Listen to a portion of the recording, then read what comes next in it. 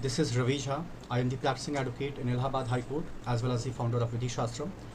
और जैसा कि आप लोग जानते हैं कि हर हफ्ते मेरा एक छोटा सा प्रयास होता है और जिस प्रयास के माध्यम से मैं एक स्पेशलिस्ट या मैं एक एमिनेंट पर्सनालिटी को लेकर आता हूं और उसके साथ ही साथ एक ऐसा टॉपिक भी लेकर आता हूं जिसके बारे में आपके साथ एक विस्तारपूर्वक चर्चा की जाए। तो दोस्तों, आज हमारे साथ जो गेस्ट हैं या अगर हम कहें कि आज हमारे प्लेटफॉर्म पे जो शख्सियत शामिल हैं उनका नाम है एडवोकेट श्रुति प्रिया। अगर मैं एडवोकेट श्रुति प्रिया की बात करूं तो मैम बेसिकली आप Delhi high court as well as a supreme court of India में प्रैक्टिस करती हैं। आपने अपनी स्कूलिंग, अगर मैं सिर्फ और सिर्फ BA LLB ऑनर्स की बात करूं, so you have done your BA LLB course from the Kolkata university और वहाँ का एक कॉलेज है या यूनिवर्सिटी है एडमास यूनिवर्सिटी, ठीक है, which is situated in the city of Kolkata. Apart from that ma'am, अभी तक आपने Delhi high court as well as a supreme court में बहुत सारे मैटर्स को डील किया है, जिसके अंदर पॉक्सो, जिसके अंदर 376, जिसके अंदर डिफरेंट काइंड्स ऑफ SLP का भी जिक्र है। और साथ ही साथ अगर आप फ्लिपकार्ट या अमेज़न के ऊपर आएंगी तो वहाँ पे बहुत सारे ऐसे पब्लिशर्स हैं जिनके बुक्स में भी आपके बहुत सारे आर्टिकल्स पब्लिश्ड हुए हैं। अगर मैं उन आर्टिकल्स का जिक्र करूँ तो उनमें सबसे जो मोस्ट पॉपुलर मैम आपका आर्टिकल था that is called white collar crime. उसके बाद 376 के अंदर बेल के क्या प्रावधान है, उसकी एप्लीकेबिलिटी क्या है, उसको लेकर भी आपने अपना व्यू शेयर किया था। इसके अलावा आमतौर पे जो आपके PMLA से रिलेटेड जो कानून होते हैं एंड जो आपका जुवेनाइल जस्टिस एक्ट है उसके बारे में भी you have a ample knowledge, ठीक है। अब यहाँ पे अगर मैं बात करूँ तो जब आपका प्रोफाइल मेरे साथ शेयर किया गया था तो वहाँ पे एक चीज़ का जिक्र और किया गया था दैट इज़ कॉल्ड मैम विधिक सहायता एज वेल एज ए सहायता फाउंडेशन। और वहाँ पे भी मैम आप एज ए लीगल एडवाइज़र अपनी सेवाओं को देती हैं। तो आपके माध्यम से श्रुति, मैं ये जानना चाहूँगा कि बेसिकली जो विधिक सहायता है ये बेसिकली है क्या, और इसके साथ एक वर्ड आपका और अटैच किया गया है दैट इज़ कॉल्ड सहायता फाउंडेशन। तो बेसिकली ये विधिक सहायता अपना काम कैसे करता है, और अगर हम सहायता फाउंडेशन की बात करें तो इसके माध्यम से लोगों को किस प्रकार की सहूलियत या किस प्रकार की सुविधाएं दी जाती हैं? धन्यवाद रवि जी। आपने अपना अच्छा टाइम हमें दिया है इसके लिए। तो आपने हमारा प्रोफाइल के बारे में जितना कुछ बताया है उसमें विधिक सहायता के बारे में, जहाँ कि मैं लीगल एडवाइजर हूँ, एज ए लीगल एडवाइजर मैं वर्क करती हूँ। तो विधिक सहायता जो है, अगर हम वन लाइन में इसको ये करें ना, तो ये है legal solution with in one day, ठीक है। आपका अगर सॉल्यूशन आपके पास में, हम ही विधिक सहायता के थ्रू हम आपको आपके रिस्क के हिसाब से आपको सॉल्यूशन देंगे। इस तरीके से हमारा विधिक सहायता है, जो कि minimal time, minimum fees and basic आपके जितने भी तरीके के क्वेरीज हों, जो भी चीज़ हो, उनको सेटिस्फाइज तरीके से हम यहाँ पे वर्क करते हैं। और बेसिकली ये एक ऐप है, विधिक सहायता एक ऐप है, जिस ऐप के थ्रू भी हम क्लाइंट तक अपना ये पहुंचाते हैं एंड ऑल। और सहायता फाउंडेशन के बारे में जो कहा है वो हमारा एक NGO है, क्योंकि बेसिकली जहाँ से हम लोग आते हैं वहाँ पे बहुत सारे ऐसे लोग हैं जिन्हें पता नहीं है कि उनके साथ जो गलत हो भी रहा है वो बेसिकली गलत है, और इसके बारे में लाइक लीगल इन्फॉर्मेशन उनके पास में नहीं है। वो एज अ विक्टिम सोसाइटी में है या उनके साथ में जो भी कुछ हो रहा है, तो हमारे सहायता फाउंडेशन से जब वो जुड़ते हैं तो हम उन्हें प्रॉपर लीगल गाइड करना, उन्हें लीगल एड देना, उनकी हेल्प करना हर तरीके से। 24/7 हमारा हेल्पलाइन नंबर होता है, जो उनको सारे इन्फॉर्मेशन देते हैं। फिर उसके बाद में अगर मान लें हमारे पास में अगर पुलिस की इन्फॉर्मेशन कहीं से भी आती है कि इन्हें ज़रूरत है हमारी, तो हमारी जो एक NGO है वो प्रॉपर वर्क करती है ये सारी चीज़ों पे। तो इस तरीके से हमारा सहायता फाउंडेशन भी है। बाकी की जानकारी अगर आप और भी देना चाहो तो हम शेयर कर देंगे, आप वहाँ से दे सकते हैं। नहीं, ज़रूर श्रुति। और मैं ये जानना चाहूँगा श्रुति कि अगर कोई व्यक्ति आपके इस पर्टिकुलर विधिक सहायता को अगर वो डाउनलोड करना चाहेगा जी, तो अगर वो प्ले स्टोर पे जाता है तो प्ले स्टोर के सर्च कॉलम पे क्या वो सिर्फ विधिक सहायता टाइप करेगा या इसके अलावा कुछ और कीवर्ड को वो डालेगा? नहीं, हमारा विधिक सहायता जो है वेबसाइट, उसको विधिक सहायता के नाम से अगर आप देख लो गूगल वेबसाइट जहाँ पे भी, वहाँ पे आपको दिखेगा। साथ में हमारा लॉ फॉर्म भी है विधिक सहायता का, तो वहाँ से भी उन्हें एक्यूरेट नॉलेज मिल जाएगा। और ये हमारा इंडिया में ही, पूरे इंडिया में है, तो उन्हें सारी इन्फॉर्मेशन मिल जाएंगी। और बाकी के लिए हेल्पलाइन नंबर एंड ऑल है। नहीं, ज़रूर श्रुति। और मैं इस कन्वर्सेशन के बाद वो सारी डिटेल आपसे लेना भी चाहूँगा ताकि मैं अपने दर्शकों को उन सारी चीज़ों को शेयर भी कर सकूँ। तो श्रुति, जैसा कि आप जानती हैं कि आज के डेट पे जो कन्वर्सेशन मुझे आपके साथ कंडक्ट करना है, बेसिकली वो एक ऐसा कन्वर्सेशन है जो कहीं ना कहीं सेक्सुअल असॉल्ट या सेक्सुअल ऑफेंस की बात करता है। लेकिन ये एक ऐसा पार्ट है जो सिर्फ एक महिलाओं के लिए नहीं, बल्कि वो उन समाज के बच्चों के लिए भी है जिन्होंने अभी तक अपनी 18 वर्ष की आयु को प्राप्त नहीं किया। तो जाहिर सी बात है मैम, आज जो हमारा पूरा का पूरा कन्वर्सेशन होगा that is totally based upon the concept of the protection of children from the sexual offences act सन 2012, जिसको कि इन शॉर्ट हम पॉक्सो के नाम से भी जानते हैं। और अगर मैं हिंदी में कहूँ तो हिंदी में इसका जो वर्णन होता है या इसका जो उच्चारण होता है दैट इज़ कॉल्ड लैंगिक अपराधों से बालकों का संरक्षण अधिनियम सन 2012। तो सबसे पहले मैं श्रुति में जानना चाहूँगा कि अगर हम 1860 के आईपीसी को देखते हैं या भारतीय दंड संहिता को देखते हैं या वर्तमान का जो भी हमारे पास भारतीय न्याय संहिता सन 2023 है, तो श्रुति कहीं ना कहीं हर जगह पे उन सेक्सुअल ऑफेंसेस का जिक्र किया गया था, चाहे वो आप वायरिज्म के रूप में देख लें, स्टॉकिंग के रूप में देख लें, अननेचुरल ऑफेंस के रूप में देख लें, रेप के रूप में देख लें। तो जब ऑलरेडी हमारे पास 1860 से एक कानून लगातार चल के आ रहा था, तो आखिर हमें क्यों ज़रूरत पड़ी एक स्पेशल टाइप्स के एक्ट को इनैक्ट करने की, या what was the intent of the legislature behind the enactment of this act. तो मैं सिर्फ आपसे ये जानना चाहता हूँ कि बेसिकली जो पॉक्सो है ये है क्या, ये कैसे काम करता है and all that. Okay, so basically आपने पहला जो बताया कि हम स्टार्ट करते हैं कि पॉक्सो है क्या। जी, इसके फुल फॉर्म में ही इसका ये लिखा हुआ है कि protection of children from sexual offences. Okay, ठीक है, हम सेक्सुअल ऑफेंस से चिल्ड्रन को प्रोटेक्ट करने के लिए ये लॉ आया हुआ था, गवर्नमेंट के द्वारा लाया गया था। और अगर हम कहें कि हमारे देश में अगर गवर्नमेंट ने ये सबसे अच्छा कुछ इस रिलेटेड में बच्चे के लिए किया, जो बच्चे हमारे भविष्य हैं इनसे रिलेटेड जो किया है, वो भी 14 नवंबर जिसको हम बाल दिवस के रूप में मनाते हैं, जी, वो 2012 में इन्होंने इनेक्ट किया था उस दिन। तो ये एक्ट आने का मतलब ये था कि हमें प्रोटेक्ट करना है चिल्ड्रन को सेक्सुअल एब्यूज से। ओके, ये एक्ट, और आपने कहा है कि आईपीसी तो हमारे पास था ही, बट आईपीसी जो है हमारे पास में वो वाइड था, और उसमें जो है ना नो कोई भी स्पेशल चिल्ड्रन के लिए कोई प्रोविजन नहीं था। जी, जो भी प्रोविजन था वो सेक्सुअल ऑफेंस से रिलेटेड था, वर्डिज्म हो या जो भी हो, जी, रेप हो एंड ऑल हो, बट स्पेसिफिक चिल्ड्रन के लिए नहीं था। बट जब पॉक्सो आया जो कि प्रिसाइज है, जी, ओनली फॉर चिल्ड्रन है below 18 years of age. Second thing इसका ये है कि वो स्पेशली चिल्ड्रन के लिए, एंड सबसे मोस्ट इंपॉर्टेंट थिंग है कि ये जेंडर न्यूट्रल है। ओके, तो ये एक्ट आने का मेन रीजन यही था, और इससे अभी तो काफ़ी सारे इसके स्पेशल कोर्ट्स एंड ऑल आ गए हैं। तो ये एक्ट आने के बहुत सारे रीजन भी थे, और ये एक्ट आने के बाद में काफ़ी सारे सुधार भी आए हैं। तो you mean to say that कि जो जेंडर न्यूट्रल एक्ट है इसके अंदर लड़के और लड़कियों दोनों को कवर किया जाता है, जी। आमतौर पे वो बच्चे जिन्होंने अभी तक 18 वर्ष की आयु को प्राप्त नहीं किया। तो बेसिकली मैं यहाँ पे एक बात और आपसे जानना चाहूँगा कि जब आपने कहा कि already we have the base of IPC, apart from that हमने एक स्पेशल लॉज को क्रिएट किया और उसके लिए भी आपने धन्यवाद भी ज्ञापन किया हमारे जो भी लेजिस्लेचर हैं।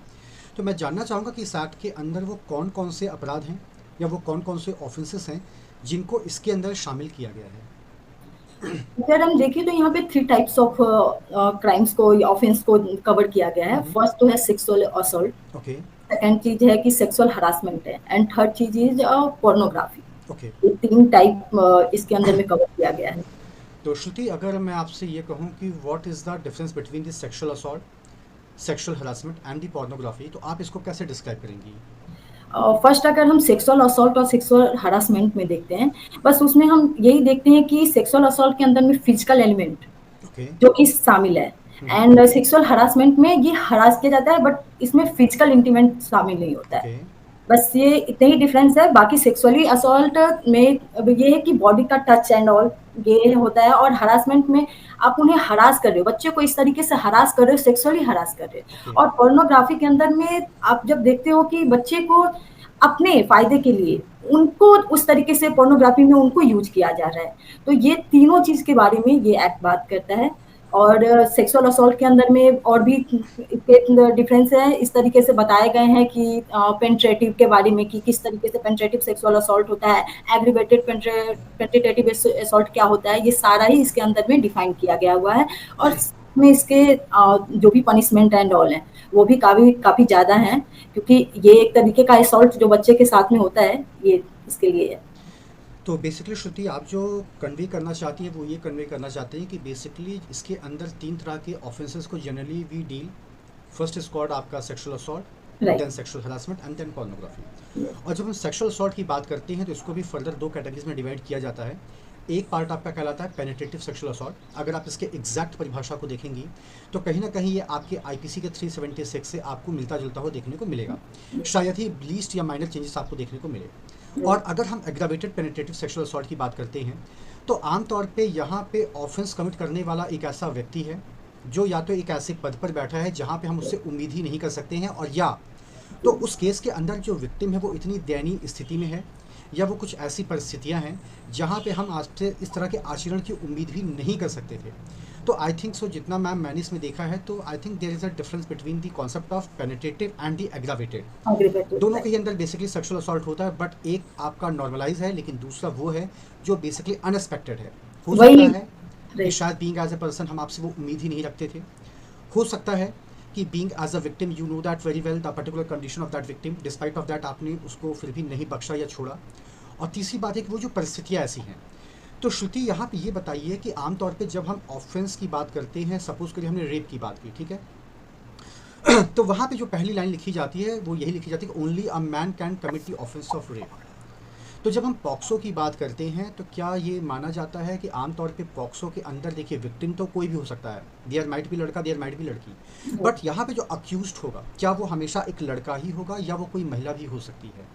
जी नहीं, यहाँ पे दोनों ही होंगे, दोनों ही होंगे। कोई भी अब्यूज हो सकते हैं क्योंकि ये जेंडर न्यूट्रल है। और बहुत सारे ऐसे केसेस आते भी हैं जहाँ पे हमने देखा है कि विक्टिम सिर्फ महिला ही नहीं होती है, बच्चे भी, मतलब पुरुष भी हो रहे हैं, बच्चे भी हो रहे हैं, मेल चाइल्ड भी और फीमेल चाइल्ड दोनों ही इन्वॉल्व हैं इसमें। बिल्कुल। तो ऐसे ऐसे केसेस बहुत सारे आते हैं। हाँ, लेकिन श्रुति अगर मैं अपराधी की बात करूँ, अपराधी भी दोनों होते हैं। अपराधी भी दोनों होते हैं, मैं अपराधी यही भी आपसे अगर जानना हम चाह रहा मानते था। हैं कि एक्सप्लॉयटेशन होता है, बच्चे की ह्यूमन ट्रैफिकिंग होती है, उसमें काफ़ी सारे देखते हैं कि महिलाएँ होते हैं उनमें, बिल्कुल इन्वॉल्व बिल्कुल। होते हैं। और या फिर पोर्नोग्राफी के लिए वो लोग ऐसे-ऐसे कंटेंट रेडी करते हैं एंड बच्चे को उसमें इन्वॉल्व करते हैं। एग्जैक्टली तो महिलाएँ भी इसमें सेम, वो कहते हैं ना कि अभी का टाइम ऐसा आ गया कि महिलाएँ किसी चीज़ में कम नहीं है। जब आईपीसी था तभी जेंडर न्यूट्रल इसलिए कर दिया गया था बिकॉज़ उस टाइम में वुमेन को पता था कि घर के अंदर रहना है एंड ऑल, क्योंकि वो 80-60 से चलता आ रहा था। बट आज के डेट में अगर हम अच्छे वे में ले कि महिलाएं अच्छे-अच्छे पोजीशन पे पुरुष के साथ में कंपेयर कर रही है, तो ये जो कहते हैं ना कि गलती में भी साथ में ही है, तो वो इसमें भी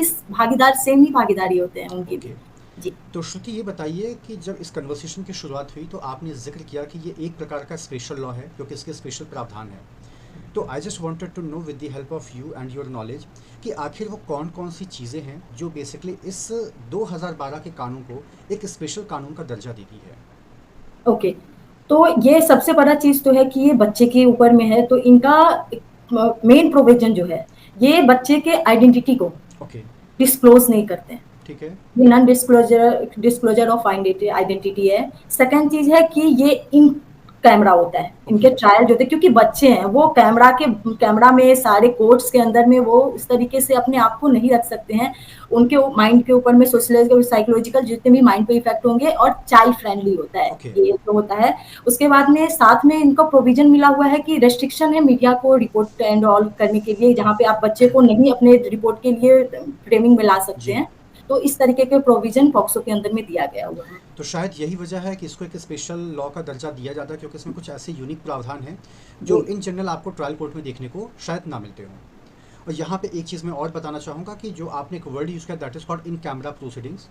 तो यहाँ पे इन कैमरा प्रोसीडिंग्स का मतलब ये नहीं होता है कि सारी की सारी प्रोसीडिंग्स बिफोर द कैमराज होंगी या बिफोर द वीडियो रिकॉर्डिंग होगी। बेसिकली वो एक ऐसा प्रीमाइसिस होता है या वो एक ऐसा एटमॉस्फेयर होता है पर्टिकुलर टाइम के लिए जहाँ पे सिर्फ और सिर्फ Shruti, if I am not wrong, सिर्फ प्रिसाइडिंग ऑफिसर और Yes. उस केस से संबंधित उनके जो जानने व्यक्ति वाले होते या हैं। कोई भी जो होते हैं वो हाँ। उनके साथ में, जिनके साथ में वो कंफर्टेबली रह सकते हैं, बिल्कुल ऐसी बिल्कुल। जगह पे वो इन कैमराज उस तरीके से इन अपने आप कैमरास को। होते हैं। और जैसा कि हम लोग भी अक्सर जब कोर्ट विजिट करते हैं तो यूजुअली वी नो कि जहाँ पे भी कोर्ट के ऑफिसर्स बैठते हैं तो ठीक उनके पीछे उनका एक चैम्बर भी अटैच्ड होता है। तो बहुत सारे केसेस में हम लोग देखते हैं मैम कि वो इन चैम्बर प्रोसीडिंग्स भी कर लेते हैं। दैट मीन्स वहाँ पे सिर्फ वो बच्चा या वो बच्ची रहेंगे, हो सकता है उसके माता पिता रहें, हो सकता है उनके संबंधित वकील रहे, क्योंकि अक्यूज से डायरेक्ट कन्फ्रंटेशन तो इसमें भी नहीं होता है क्योंकि पॉसिबिलिटीज़ होती है कि कहीं बच्चा डर ना जाए, वो भयभीत ना हो जाए, उसको किसी प्रकार का मेंटल ट्रॉमा ना हो नहीं। जाए। तो यहाँ पे अगर मैं बात करूँ श्रुति, तो आमतौर पे पॉक्सो के अंदर जब कभी भी एफआईआर को लॉन्च किया जाता है तो इसके इन्वेस्टिगेशन का जो एक टर्म होता है या जो ड्यूरेशन होता है या जो कार्यकाल होता है वो लगभग कितने दिनों का होता है? 1 मंथ 30 डेज के अंदर में इसका ये एफआईआर लॉन्च करने के बाद में इसको डाला जाता है। और साथ में अगर ट्रायल की बात करें तो जी। ट्रायल विदिन 6 मंथ आपको कंप्लीट करके देना है कॉग्निजेंस से, ये चार्जशीट इसके होने के बाद में ऑफेंसेज अगर हो रहे हैं कॉग्निजेंस के बाद में 6 मंथ के अंदर में ओके। इसका ट्रायल प्रोसीडिंग तो कर। बेसिकली आप ये कहना चाहती हैं कि अगर पॉक्सो के अंदर कोई एफआईआर लॉस्ट हुई है, तो in that kind of situation usually the police officer they will have to complete their investigation within the investigation. Stipulated period of time. Yes. वो उस टाइम का जिक्र आपको पॉक्सो एक्ट में भी देखने को मिल सकता है। जी। वो माइट भी 30 दिन हो सकता है, 60 दिन हो सकता है, या 90 दिन हो सकता है। डिपेंड करता है कि पॉक्सो एक्ट उस टाइम फ्रेम को लेकर क्या अपनी टिप्पणी करता है, पहली बात। Yes sir. दूसरी बात आपने ये किया कि once the investigation has been completed, जाहिर सी बात है उसके बाद कोर्ट में पुलिस अपनी चार्जशीट सबमिट करेगी, and now the court is bound by the law कि वो कम से कम 6 महीने के अंदर, वो उसका मैक्सिमम टाइम पीरियड है कि within the period of 6 month at any cost you have to conclude your trial. Right. Okay. अच्छा श्रुति, ये बताइए कि अगर किसी कारण से ट्रायल 6 महीने के अंदर कंप्लीट नहीं हो सका, तो क्या ऐसा होता है कि उस टाइम को थोड़ा सा और एक्सटेंड कर दिया जाए? एक्सटेंड हमारे पास में तो ये प्रावधान है कि इतने दिन में, बट रीजन के साथ में अगर एक्सटेंड हो रहे हैं तो वो किया जाता है, वो केसेस के ऊपर में है, इस तरीके से हो जाता है, but within the time ही आपको करना है, इस तरीके से ये है प्रोविजन। ओके। तो श्रुति, जब मैं इस पॉक्सो एक्ट को पढ़ रहा था तो यहाँ पे एक सवाल मेरे मन में और है, that is called consent. Consent को आमतौर पे हम सहमति बोलते हैं। जी। एंड आपको पता है कि जब कभी भी विक्टिम का मेडिकल एग्जामिनेशन होता है तो वहाँ भी उसकी कंसेंट ली जाती है। जब उसके स्टेटमेंट को before the judicial magistrate record किया जाता है तब उसकी कंसेंट ली जाती है। तो यहाँ पे मैम एक तरफ हम देख रहे हैं कि जो विक्टिम है वो कहीं ना कहीं माइनर है, below the age of 18 years है। तो फिर मैम इस प्रावधान के अंतर्गत कंसेंट की रेलेवेंसी क्या है, और अगर विक्टिम माइनर है तो उसके बिहाफ पे कंसेंट कौन दे सकता है? अगर हम कंसेंट की बात करें जी। तो अगर सेक्सुअल रिलेशनशिप के लिए हम्म। अगर विक्टिम ने दिया भी अपना कंसेंट ओके। तो वो इस प्रावधान के अंदर में, इस एक्ट के अंदर में उनके कंसेंट को नहीं माना नहीं जाएगा। माना लाइक जाएगा। अनसाउंड माइंड जैसे कोई बच्चे हैं या कोई भी हैं, उनके कंसेंट को नहीं माना जा सकता। Same 18 below 18 years of age हम उनके कंसेंट को नहीं मानेंगे। नहीं मान सकते हैं। लेकिन अगर हम इसी प्रावधान में, आपने जो बताया अभी पूछा है कि हम उसके अलावे किसके कंसेंट को वैलिड करेंगे जी। यहाँ पे, तो वो उनके या तो फैमिली मेंबर्स होंगे, ओके। उनके mother father parents and all होंगे, या हम्म। फिर वो उनके फैमिली में जो भी जिन पे बच्चे ट्रस्ट कर रहे हैं जी। उनके कंसेंट का यहाँ पे वैलिड होगा। ओके। तो यहाँ पे श्रुति, मैं आपसे एक प्रैक्टिकल सवाल पूछना चाहता हूँ कि बिकॉज अभी का जो दौर चल रहा है, ठीक है, इसके ऊपर इलाहाबाद हाई कोर्ट ने भी रिसेंटली एक जजमेंट दिया है। अभी तो फ़िलहाल मैं उस जजमेंट का साइटेशन मैं भूल रहा हूँ। तो आमतौर पे जब एक बच्चा अपनी टीनेज की एज को क्रॉस कर रहा होता है या उस दौर में वो रहता है, तो उस समय चाहे वो लड़का हो या लड़की हो, उनको नहीं पता कि जो वो कर रहे हैं वो सही है या गलत है, या उसके कंसिक्वेंसेस क्या होंगे। तो उस दौरान श्रुति जो कुछ भी होता है, it is the result of your love and affection, your care and what ever, आप जिस भी नाम से चाहें आप इसको कन्वे कर सकती हैं, ठीक है।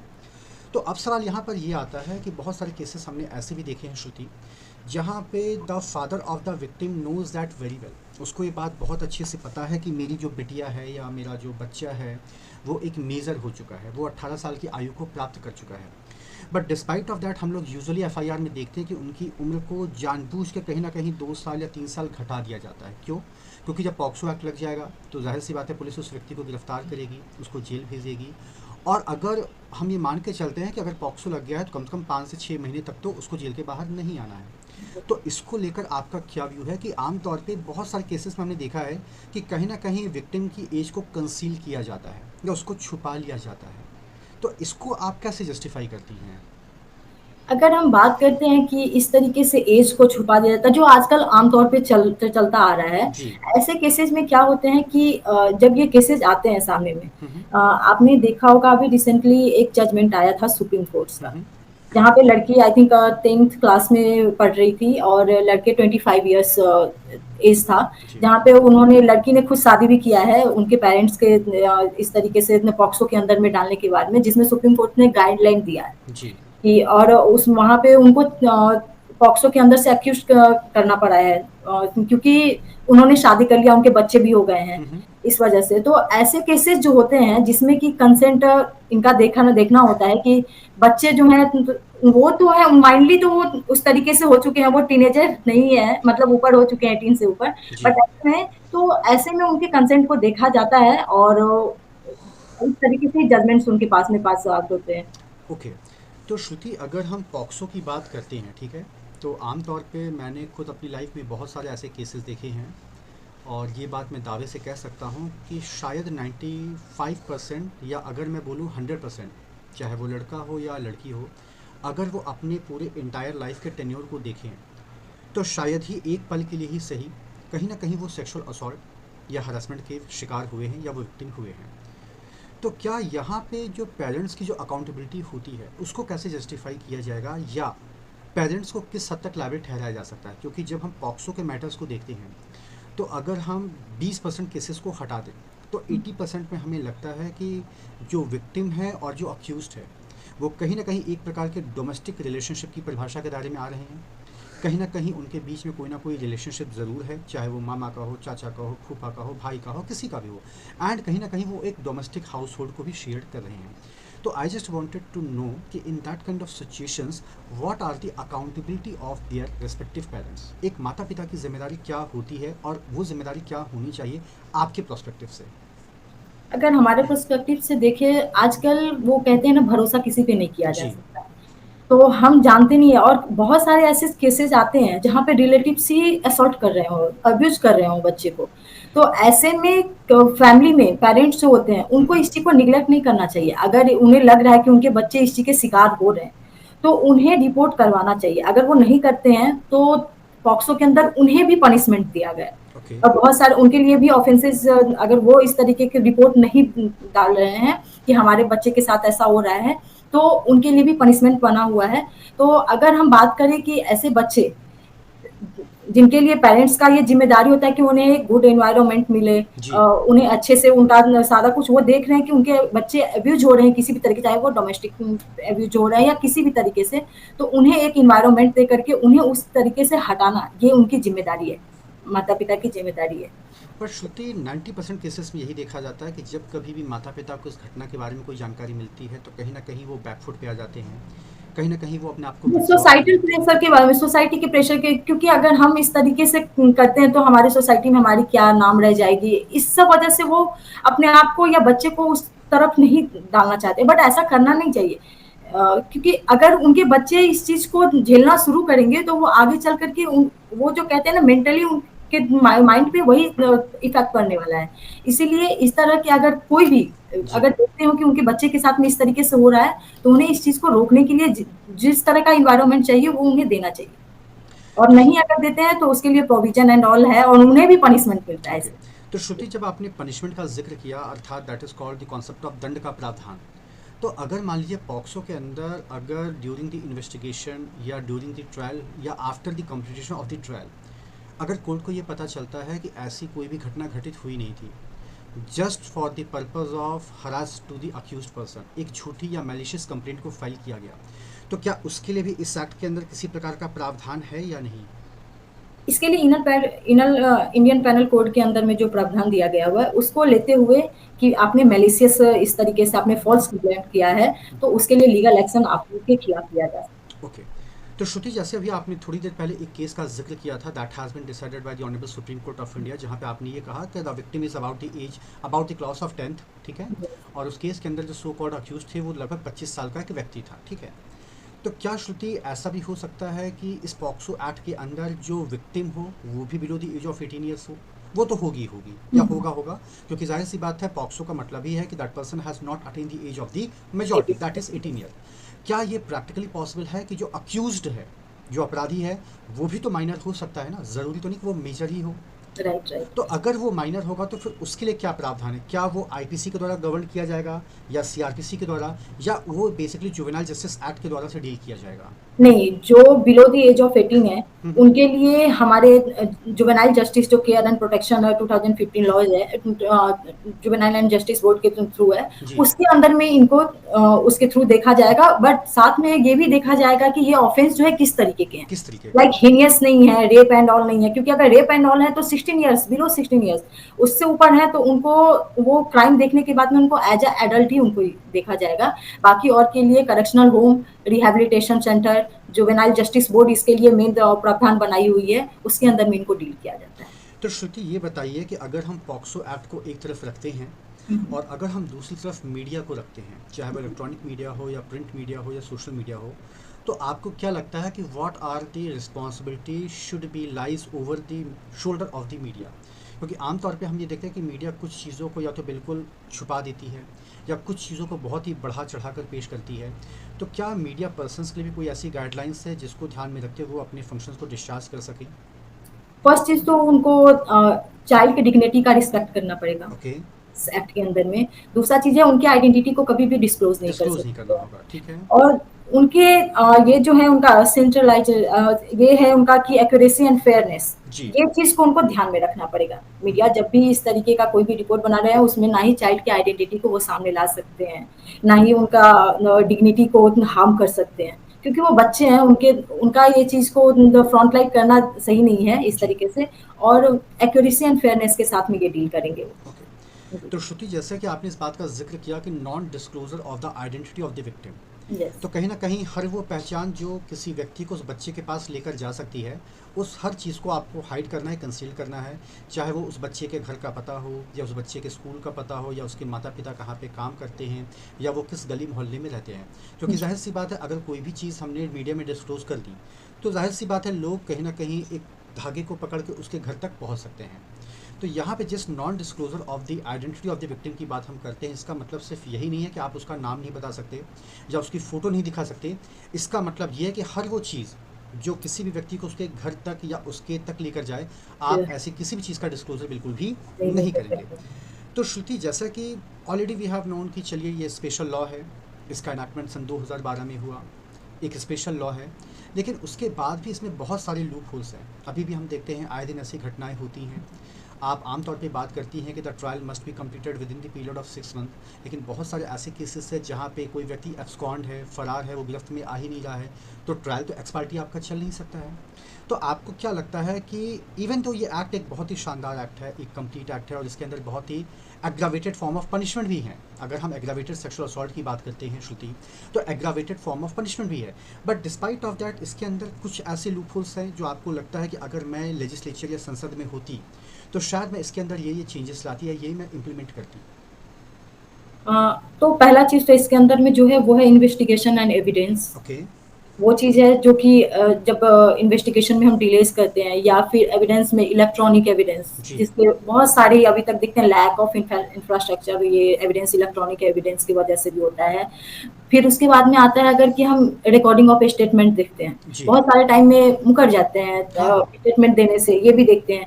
या फिर हम जुडिशियल प्रोसेस की भी बात करें तो जुडिशियल प्रोसेस में भी काफ़ी डिले होता है आफ्टर प्रोसीडिंग के टाइम में, ट्रायल के टाइम में, वो भी हम देखते हैं। फिर उसके बाद में अगर देखें कि एज जी। के ऊपर में भी काफ़ी सारे लूपहोल्स इन्वॉल्व है, क्योंकि एज का जो ये क्राइटेरिया दिया हुआ है ना, अक्सर इस टाइम में बच्चे गलती करते जाते हैं जी। और इस तरीके का, तो वो भी चीज़ है। और उसके बाद में मेन चीज़ जो आपने कहा है कि अगर हम यहाँ पे होते तो हम इसमें क्या चेंज लाते, वो है अवेयरनेस। अवेयरनेस। ठीक है, अवेयरनेस और ट्रेनिंग, ये जो सुप्रीम कोर्ट का रिसेंट जजमेंट है उसमें बताया भी गया है कि चाइल्ड सेक्स एजुकेशन पे बात होनी चाहिए इस तरीके, तो उनको अवेयरनेस होना और उनके लिए ट्रेनिंग होना बहुत ही जरूरी है। साथ में जो इस प्रोसीडिंग को हैंडल कर रहे हैं, उनको भी इस चीज़ के बारे में पूरी तरीके से जानकारी होनी चाहिए कि किस तरीके से वो ट्रेनिंग और अवेयरनेस दे रहे हैं। तो श्रुति, आपका ये कहना है कि अब वक्त आ चुका है जहाँ पे माता पिता को बैठ के अपने बच्चों के साथ इन मुद्दों पे खुल के बात करने की ज़रूरत है, क्योंकि शायद एक वो दौर था जब टीवी पे कोई ऐसा विज्ञापन आने वाला होता था या कोई ऐसा सीन आने वाला होता था तो हमारे गार्जियन के द्वारा चैनल को ही चेंज कर दिया जाता था या हटा दिया जाता था या आपको सुला दिया जाता था। तो जिस हिसाब से घटनाएं बढ़ रही हैं, जिस हिसाब से चीज़ें बढ़ रही हैं, आई थिंक इट्स टाइम कि जो पेरेंट्स हैं, जो गार्जियन हैं, जो आपके प्रोटेक्टर हैं, वो आपसे खुल के इन मुद्दों पे बात करें। और शायद यही एक वजह है कि आम तौर पे जितने भी आपके स्कूल्स हैं, अगर मैं ख़ास तौर से प्ले स्कूल्स की बात करूँ, आपको याद होगा कि वहाँ से मैक्सिमम मेल स्टाफ को भी हटा दिया जाता है। अगर बच्चा ट्रॉली से जा रहा है या स्कूल बस से जा रहा है तो वहाँ पे एक फ़ीमेल स्टाफ का होना ज़रूरी है। हर जगह सीसीटीवी कैमरा का इंस्टॉलेशन भी किया जा रहा है ताकि आम तौर पे बच्चे इन सारी चीज़ों के शिकार ना हो। नहीं, तो श्रुति, मेरा आपसे एक सवाल और है कि आपको क्या लगता है कि जब कोई बच्चा इन चीज़ों से गुज़र चुका होता है या गुज़र रहा होता है, तो उसके साइकोलॉजी के ऊपर क्या इम्पैक्ट पड़ता है, या उसका जो मस्तिष्क है या उसकी जो भाव भंगिमा है या उसका जो एक्सप्रेशंस है, या कुल मिला के अगर मैं ये कहूँ कि क्या उस बच्चे की लाइफ के अंदर भी कोई चेंजेस आते हैं? देखिए जब इस तरीके के सिचुएशन के शिकार एक बच्चे होते हैं, जी। हम आम तौर पे हम इंसान भी अगर इस तरीके से जो भी अबव द एज ऑफ 18 होते हैं, उन्हें भी अगर किसी तरीके से कोर्ट में ले जाया जाता है, उन्हें भी एक अलग तरीके का एंजाइटी होता है, जी। डिस्ट्रेस होता है। तो वो बच्चे हैं, वो इस उम्र में, जिस उम्र में वो कहते हैं खेल-कूद की उम्र में उनके साथ में इतना बड़ा कांड होता है, हुँ, हुँ। तो वो क्या होता है ना, उनका ट्रस्ट लोगों के ऊपर से उठ जाता है। ओके। वो जब बड़े होने लगते हैं, वो उनका रिलेशनशिप बनाने में, इस हुँ, सब चीज़ में उनका बहुत ज़्यादा काफ़ी काइंड ऑफ अ नाइटमेयर्स आना, डिस्ट्रेस होना, एंग्जायटी होना, ये सब चीज़ ट्रॉमा एंड ऑल जो वो ड्यूरिंग द ट्रायल जी। जो वो सब झेल रहे होते हैं, वो सब सबकी वजह से उनको उनके ऊपर बहुत सारा इफ़ेक्ट पड़ता है। इस सब के लिए तो हमारे पास में ये child welfare committee and all है, या फिर इनके लिए अलग से बैठाया जाता है इस तरीके से कि ताकि उन्हें उनके साइकोलॉजिकल माइंड पे नहीं पड़े, बट फिर भी बच्चे हैं, उनके ऊपर में during the trial and after the trial ये सब सारे कुछ रहते ही हैं, लाइक फियर और एप्रीहेंशन, फिर उसके बाद में emotional distress, stigma and all, ये सब सोसाइटी से के सामने में फेस करना कि हम जी। अब कैसे फेस करेंगे, ये सब सारा कुछ उनके अंदर में रहता है, ये डर जैसा बना हुआ। ओके। तो श्रुति, जैसा कि आपने यहाँ पे ज़िक्र किया कि already we have the board, already we have the child welfare committee, तो आपके हिसाब से इन बोर्ड और इन चाइल्ड वेलफेयर कमिटी का क्या रोल होता है, और ये किस तरीके से चीज़ों को नॉर्मलाइज़ करने की कोशिश करते हैं, ख़ास तौर से बच्चों के कंटेक्स्ट को ध्यान में रखते हुए? और वो एक्चुअली चाइल्ड फ्रेंडली बनने की कोशिश करते हैं। बच्चे किस चीज़ की वजह से उनके सारे उन्हें एक ऐसा माहौल दिया जाता है, जिस माहौल में वो खुल कर के बातें करें। वो अपनी उनको जो ट्रॉमा हो रहा है, जिस वजह से वो स्ट्रेस ले रहे हैं, जिस वजह से वो रात को सो नहीं पा रहे हैं, उन्हें ऐसे माहौल में रखा जाता है ताकि वो सामने में उनकी बातों को समझे और उन्हें उस सिचुएशन से बाहर निकालने की कोशिश करे। इसके लिए वेलफेयर कमिटी जो होते हैं, उस तरीके से उनको रखने की कोशिश करते हैं। तो ये इसके अंदर में है। ओके।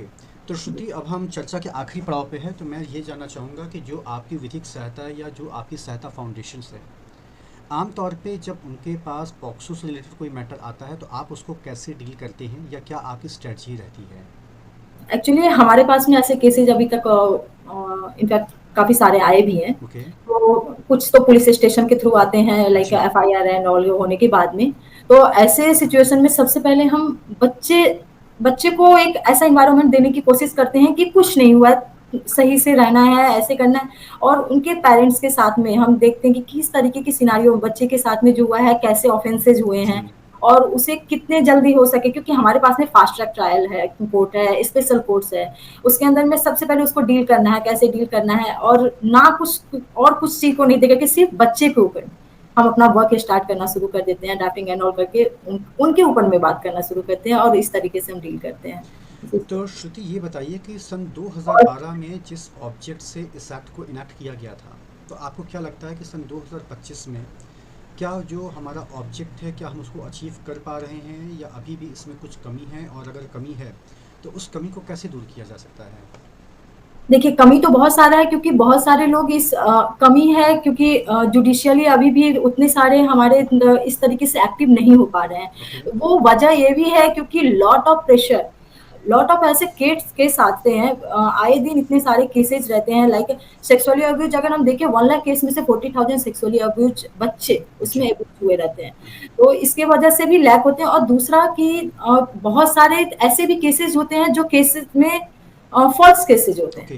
तो उसको डिफाइन करना कि ये केस सही में इनके साथ में ऐसा हुआ है या नहीं हुआ है। हमारे पास भी ऐसे 2-3 केसेस ऐसे आए हैं जिसमें बच्चे को वो जरिया बना करके उनके ऊपर में केसेस डाले गए हैं, या फिर अगर पेरेंट्स को लग रहा है कि हमारे बच्चे, अगर उनकी बेटी है और उनको लग रहा है कि 17 ईयर्स और 16 ईयर्स की है और लड़के को अगर किसी तरीके से धमकाना है तो पॉक्सो के अंदर डाल देते हैं, एग्जैक्टली।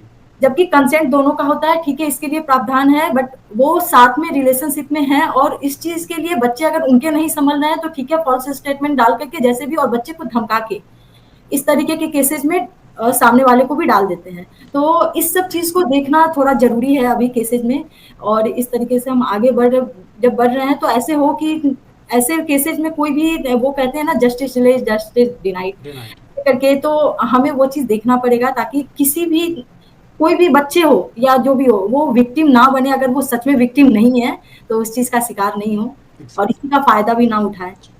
तो श्रुति, आपने अपने कन्वर्सेशन में एक शब्द का जिक्र किया, दैट इज़ कॉल्ड रिलेशनशिप। और आज अगर हम देखें तो चाहे वो आपका मेट्रो सिटी हो या नॉन मेट्रो सिटी हो, या आपका गांव या देहात या इवन कस्बा भी क्या हो, एक रिलेशनशिप का जो कॉन्सेप्ट है ये बहुत तेज़ी से चल रहा है।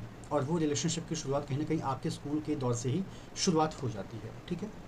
तो आपको क्या लगता है कि जिस हिसाब से आज के समय में रिलेशनशिप चीज़ों को लेके ले चला जा रहा है या एक स्टेटस सिंबल बनाया जा रहा है, ख़ास तौर से स्कूल्स में तो ये मैंने चीज़ें फ्रिक्वेंटली दिखी है कि वो मेरा बंदा है, वो मेरी बंदी है एंड ऑल दैट, तो आपको क्या लगता है कि इसके अंदर जो एज 18 साल है उसको घटा के 16 साल या 15 साल कर देना चाहिए? एक्चुअली हमारे आइडियाज़ इसके ऊपर में ये है कि मैच्योर हमारे अभी के बच्चे मैच्योर 13 और 14 एबव में हो जाते हैं। जी बिल्कुल। उन्हें उनको ये चीज़ लगता है कि अरे अब मतलब 13 और 14 बार में उनके पास में बॉयफ्रेंड होना चाहिए, साथ में बैठने के लिए भी वो बिल्कुल। अगर कॉलेज स्कूल में भी जा रहे हैं, तो उनका एक चीज़ रहता है अटेंडेंस नहीं बनाना है बट क्लास में नहीं होना है बट बॉयफ्रेंड होना ज़रूरी है। जी। तो इस तरीके से तो अभी के जो एजेस के ऊपर में अगर देखा जाए तो मुझे भी लग रहा है कि इतने एज कर देना चाहिए ताकि ये बहुत सारे विक्टिम जो होते हैं इस वजह से हम्म। कि 18 ईयर्स से पहले अगर उनके साथ में इस तरह तो उनको रेप के कंसेंट अगर है भी तो रेप के इसमें डाल दिया जाता है, तो ये चीज़ थोड़े कम होंगे, इस तरीके के केसेज़ आने कम होंगे और इसके फ़ायदे और भी लोग नहीं उठा पाएँगे। बिल्कुल बिल्कुल। इसके लिए क्योंकि हम लोग भी जब बहुत सारे केसेस को देखते हैं तो फिर हमें ये पता चलता है बाद में कि जो विक्टिम थी वो हॉस्टाइल हो गई during the process of the trial, और बाद में अक्यूज से शादी हो गई, फिर उस बच्चे की माँ बन गई और माँ उन्होंने बन एक गए, अच्छा खासा परिवार सेटअप कर लिया। राइट।